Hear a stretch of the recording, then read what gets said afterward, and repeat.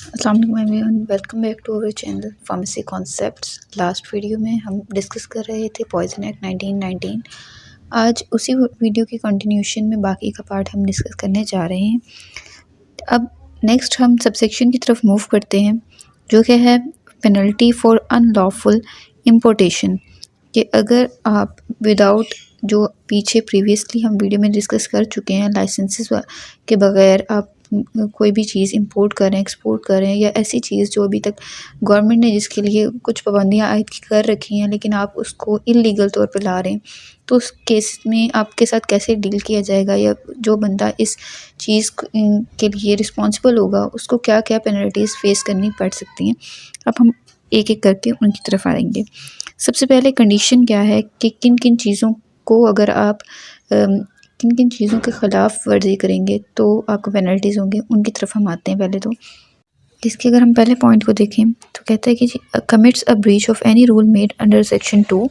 Section 2 के अंदर जहाँ पे हमने डिफ़ाइन किया था कि जी किन लोगों को लाइसेंस दिया जाएगा, ये सारा का सारा फेडरल बोर्ड अपने हिसाब से, अपने एक स्टैंडर्ड होता है, उसको जो पर्सन मीट कर रहा होता है उसी को इंपोर्ट, एक्सपोर्ट, सेल और स्टोरेज की परमिशन देता है। अगर कोई उस लॉ को कन्विक्ट करता है या उसकी खिलाफ वर्जी करता है, ब्रीच करता है। उसके अलावा अगर सेकंड पॉइंट पे अगर चलते हैं, कहते हैं imports without a license into Pakistan across customs for entire defined by the federal government any poison the importation of which is for the time being restricted under section 3। अब सेक्शन 3 अगर यहाँ पे हम पहले बात कर लें, सेक्शन 3 में हमने बात की थी कि अगर कुछ ऐसी ड्रग्स भी पॉइजन हो सकती हैं जिनके लिए गवर्नमेंट जो है वो, फेडरल गवर्नमेंट जो है वो गज़ट में ऑफिशियल नोटिस देगी कि फॉर द टाइम बीइंग हम इन पॉइजन को पाकिस्तान के अंदर एंटर नहीं होने देंगे, या इंपोर्ट एक्सपोर्ट इसकी बैन है फ़िलहाल। तो अगर कोई शख्स इस चीज़ के बावजूद कि उसकी इंपोर्ट एक्सपोर्ट बैन की गई है फिर भी इंपोर्ट करेगा, एक्सपोर्ट करेगा, सेल करेगा, स्टोर करेगा, तो इस केस में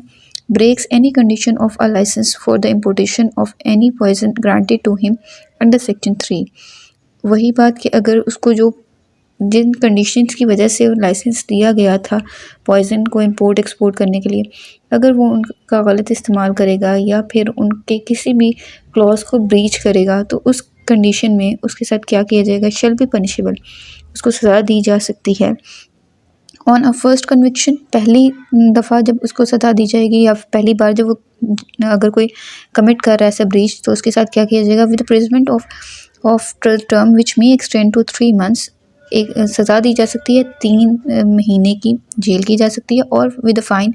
डेट में एक्सटेंड टू 500 रुपीज़, 500 रुपये तक का फ़ाइन किया जा सकता है, और बोथ या फिर दोनों। सेकंड, अगर on a second subsequent conviction, subsequent conviction ये होता है कि आप ऑलरेडी पहले भी कोई एक लॉ ब्रीच कर चुके हो और उसके बाद दोबारा से अगर आप कोई और कन्विक्शन करते हो, कोई और लॉ ब्रेक करते हो, तो उस कंडीशन में क्या किया जाएगा, with imprisonment for a term which में एक्सटेंड टू 6 मंथ्स, एक आपको 6 महीने तक की, या जो शख्स इसको कमिट कर रहा होगा उसको 6 महीने तक की पनिशमेंट दी जा सकती है, और विद फाइन, और उसको फ़ाइन किया जा सकता है विच में एक्सटेंड टू 1000 रुपीज़, जो कि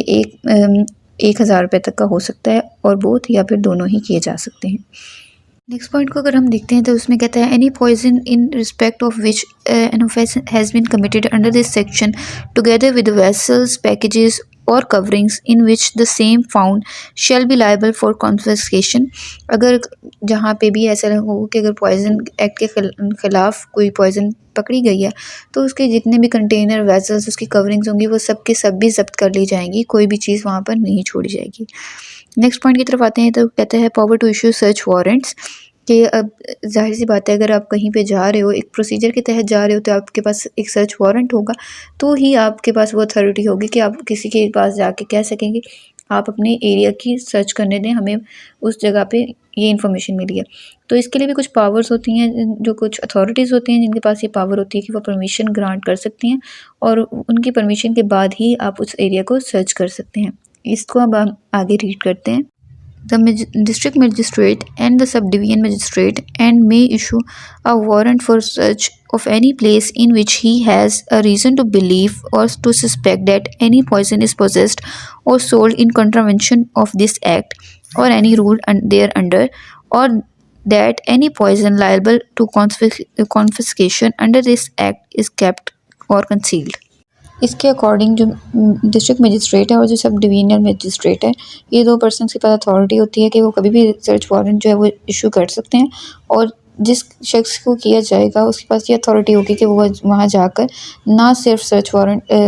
सर्च कर सकता है, बल्कि अगर कोई लीगल तौर पर उसे नज़र आता है कि वाकई यहाँ पे कुछ ऐसा हो रहा है जो पॉइजन एक्ट 1919 के ख़िलाफ़ है, तो वो वहाँ की जो पॉइजन और उसकी सारी बिलोंगिंग्स जो हैं उसको जब्त कर सकता है, उसको कॉन्फिस्केट कर सकता है।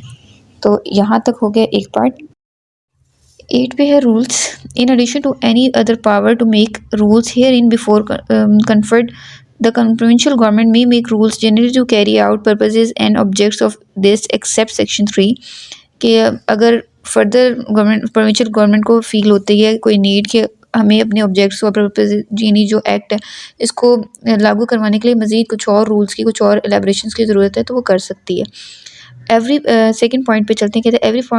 Power to make rules conferred by this act shall be subject to the condition of the rules being made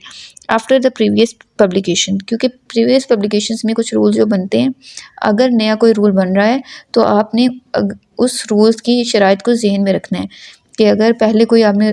कोई रूल बना था जिसके अंदर बताया गया था कि इस एक्ट के थ्रू आज से के बाद अगर कोई रूल बनेगा तो इस चीज़ को ध्यान में रखते हुए बनाया जाएगा। तो अब जितने भी नए लॉज आएंगे, जितने भी नए आप रूल्स बनाना चाहेंगे या जो भी अथॉरिटीज़ हैं वो बना रही होंगी, वो पहले वाले रूल्स की उन कंडीशंस को जहन में रख के ही बनाएंगी, उसके अकॉर्डिंग ही बनाएंगी, उनको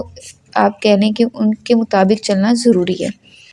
थर्ड पॉइंट है all rules made by the federal government or by provincial government under this act shall be published in the official gazette on such publications shall have effect as if enacted in this act.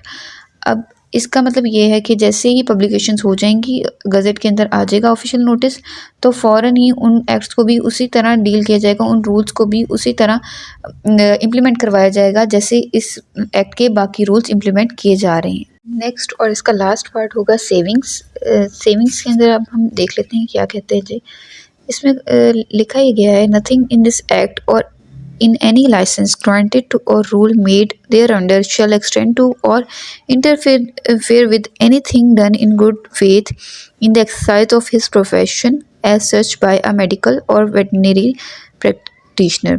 कि अगर कोई doctor या practitioner जो है वो किसी अच्छी नेक नीयत के साथ कोई काम कर रहा है, तो अथॉरिटीज़ जो हैं वो एक दफ़ा उसे लाइसेंस ग्रांट हो चुका है, ठीक है, उसके ऊपर चेक एंड बैलेंस होगा, लेकिन अगर वो कोई काम कर रहा है जो नेक नीयत से कर रहा है या जिससे सोसाइटी का या उसकी कोई ना कोई बेनिफिट हो रहा है सोसाइटी को, तो इस तरह के केस के अंदर इस जो अथॉरिटीज़ हैं वो उसको लीनियंसी दे सकती हैं। नेक्स्ट है nothing not with standing any thing here in before contained the provincial government में bye general or special order declare that all of or any of the provisions of this act except section 3 shall be deemed not to apply to any article or class of articles or of commerce specified in such order to any poison or class of poisons used for any purpose so specified। इसमें state किया जा रहा है कि provincial government जो है वो ख़ास तौर पे चाहे तो ऑर्डर दे सकती है, जनरली भी वो जो ऑर्डर दे सकती है कि स्पेसिफ़िक लोगों पे, स्पेसिफ़िक क्लास ऑफ कॉमर्स जो है उनके ऊपर ये रूल्स अप्लाई नहीं होंगे। लेकिन सेक्शन 3 जो है जिसमें बताया गया है कि एक गज़ट के थ्रू जिसमें बता दिया गया कि ये वाली पॉइजन्स जो हैं ये किसी भी सूरत आप इंपोर्ट एक्सपोर्ट नहीं कर सकते, उनके मामले में लीनियंसी नहीं है, बल्कि उसके अलावा जितने भी रूल्स इस एक्ट के अंदर आते हैं उनके ऊपर थोड़ी बहुत लीनियंसी जो है प्रोविंशियल गवर्नमेंट जो है वो स्पेसिफ़िक काइंड ऑफ पीपल को दे सकती है। इसका लास्ट सेक्शन पे चलते हैं, हम कहता है जी the authority on which any power to make rules under this act is conferred may by general or special order either wholly or partially. जिस भी अथॉरिटी को ये पावर दी गई है कि वो एक्ट बना सकता है, वो इसमें अमेंडमेंट्स कर सकता है,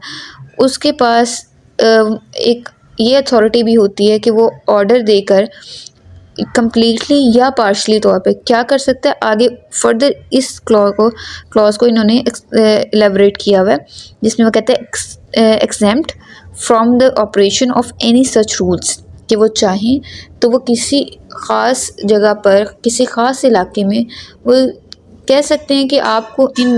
इन रूल्स को फॉलो करने की ज़रूरत नहीं है।